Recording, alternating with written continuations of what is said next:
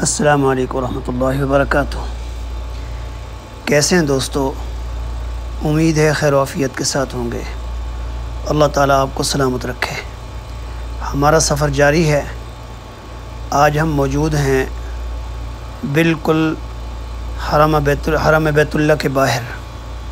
اب یہ دیکھ رہے ہیں جیسے آپ باب فات سے نکلتے ہیں تو یہ گاڑیاں جو آپ کو نظر آ رہی ہیں دفاع مدنی کی گاڑیاں ہیں۔ تو اسی دفاع مدنی کے ساتھ آپ جب باہر نکلتے ہیں آگے چل کے جس طرف گاڑیاں جدہ سے آ کے واپس یو ٹرن کر کے جاتی ہیں تو یہاں پہ ایک شاپ ہے ایس کریم کی۔ یہ دیکھیں سامنے ایس کریم کی شاپ ہے۔ اس ایس کریم کی شاپ کے ساتھ ایک ایسا خوفناک قبرستان ہے جس کی تاریخ آپ نے سنی بھی ہوگی اور ممکن ہے پڑھی بھی ہو، لیکن آج میں آپ کو قبرستان دکھاتا ہوں۔ یہ ایسا خوفناک اور بھیانک قبرستان ہے جس میں زمانہ جاہلیت کے اندر مشرکین مکہ اپنی ناک کو اونچا رکھنے کے لیے اپنی معصوم اور یعنی ایسی معصوم بچیاں جو بے گناہ ہوتی تھیں اس کو یہاں پہ آ کے گڑھا کھود کے زندہ دفن کر دیا کرتے تھے۔ کیسا عجیب زمانہ تھا، کیسا وہ عجیب دور تھا کہ لوگ اپنے بچیوں کو زندہ درگور کرتے تھے۔ یقین نہیں آتا۔ یہ دیکھیں یہ شاپ ہے، یہاں پہ کام کرنے والے لوگوں نے بڑی محبت کا اظہار کیا۔ یہ دیکھیں یہ لوگ بڑی محبت کا اظہار کرتے ہیں۔ تو اسی شاپ کے بالکل پیچھے مولودات شبیکہ کے نام سے یہ مقبرہ ہے۔ یہ دیکھیں یہ بس کھڑی ہوئی ہے مسجد عائشہ کی طرف جانے والی۔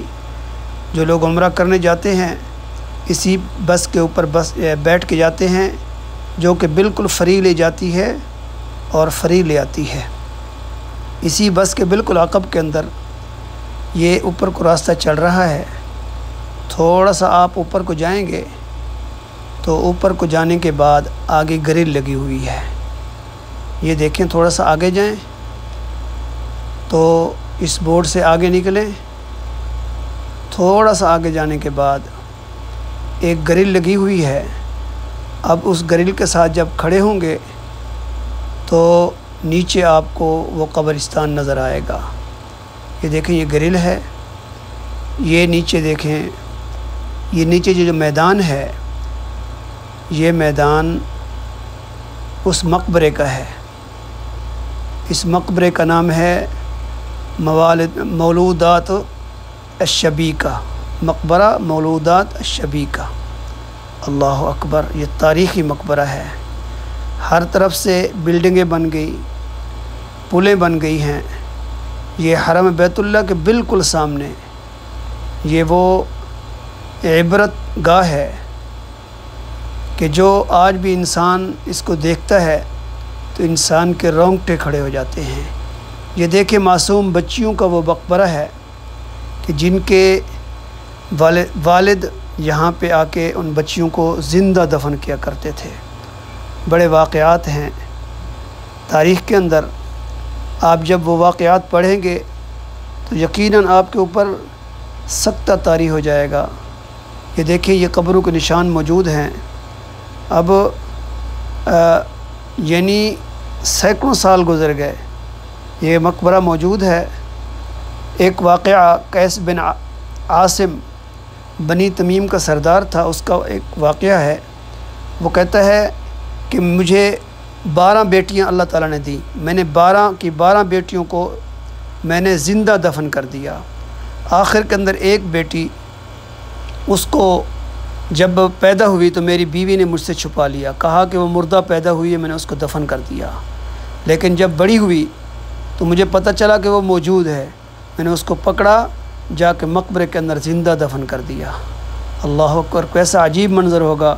میرے آقا علیہ الصلوۃ والسلام کو یہ واقعہ اس نے سنایا اور وہ رو رہا تھا۔ میرے آقا علیہ الصلوۃ والسلام کی سسکیاں بن گئی۔ تو آپ صلی اللہ علیہ وسلم نے ارشاد فرمایا، جاؤ 13 غلاموں کو آزاد کرو، ممکن ہے تمہیں خلاصی مل جائے۔ بہرحال یہ وہ عبرت گاہ ہے اسلام کے آنے کے بعد اللہ تعالیٰ نے جہاں اور بہت زیادہ انسانیت کو عزت دی، وہاں ان بچیوں کو بھی عزت دی کہ آج اسلام ہمیں کہتا ہے کہ اگر 2 بچیوں کی پرورش کی اور پرورش کرنے کے بعد ان کا نکاح کر دیا، ان کو گھر اپنا بھیج دیا، تو آپ صلی اللہ علیہ وسلم فرماتے ہیں کہ قیامت کے دن وہ میرے ساتھ ایسے ہوگا جیسے یہ 2 انگلیاں ہیں۔ بہرحال اللہ تعالیٰ سے دعا کرتے ہیں کہ اللہ تعالیٰ ہم سب کو ظلم